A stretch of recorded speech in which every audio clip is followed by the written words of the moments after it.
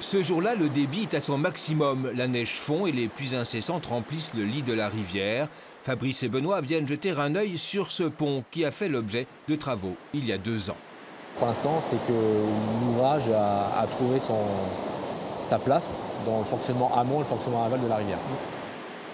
Le radier qui soutient les piles du pont était en très mauvais état. À l'occasion de sa rénovation, on a aménagé une passe à poissons et une autre pour les canoës-kayaks. La conjugaison de la continuité écologique et des usages de loisirs de la rivière. Ouvrage dans la rivière, et si on ne peut pas, on aménage un dispositif qui permette de reconstituer le continuum avant et aval. C'est qu'il faut sauver le poisson apron, un curieux petit poisson préhistorique que l'on ne trouve que dans le Rhône et la rivière Drôme. Non seulement l'apron est gravement menacé de disparition, mais en plus il est très utile. L'apron a servi d'espèce cible pour concevoir la passe à poisson. C'est-à-dire qu'en fait, ce poisson est un très mauvais nageur, tout petit mais très mauvais nageur.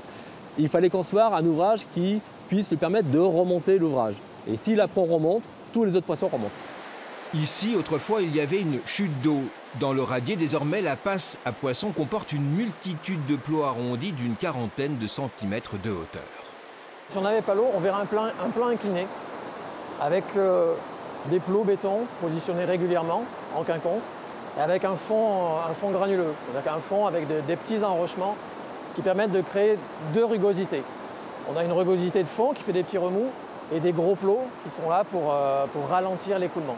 Et tous ces blocs ralentissent l'eau, permettent aux poissons de remonter et permettent aussi aux poissons de se cacher et de se reposer un petit peu pendant la remontée.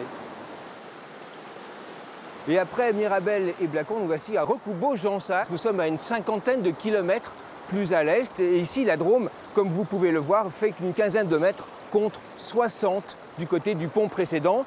Ici, ce pont va être réhabilité dans le courant de l'automne prochain, mais pour l'instant, il s'agit de savoir que faire exactement. L'anguille, elle arrive à grimper là sur les côtés, pas sur la rive droite. Et la truite, elle doit pouvoir arriver à remonter là aujourd'hui. Par contre, en étiage, elle ne passera pas. On est sur un pont qui est beaucoup plus en amont, et qu'on travaille la continuité de l'aval vers l'amont. Et là, on est sur la même problématique, mais on doit traiter pareil une chute qui est infranchissable pour la truite. La famille des salmonidés pour laquelle il va falloir imaginer une passe spécifique. On va donc conserver un fond de gravier attractif pour nos amis les poissons. On va prendre en compte effectivement la truite fario pour concevoir un projet pour lui permettre la montaison et la dévalaison. Mais on a une autre espèce, un grand migrateur amphihalin qui est assez connu, qui est l'anguille. Et donc il va falloir qu'on conçoive un ouvrage de franchissement qui prenne en compte les besoins de la truite en termes de franchissement, mais également l'anguille. Dans 3 mois, à cet endroit, le niveau de la rivière aura baissé. On sera alors en plein été et il faudra partager l'espace aquatique. L'apron du Rhône, la truite fario, les baigneurs et les kayakistes devront faire bon ménage.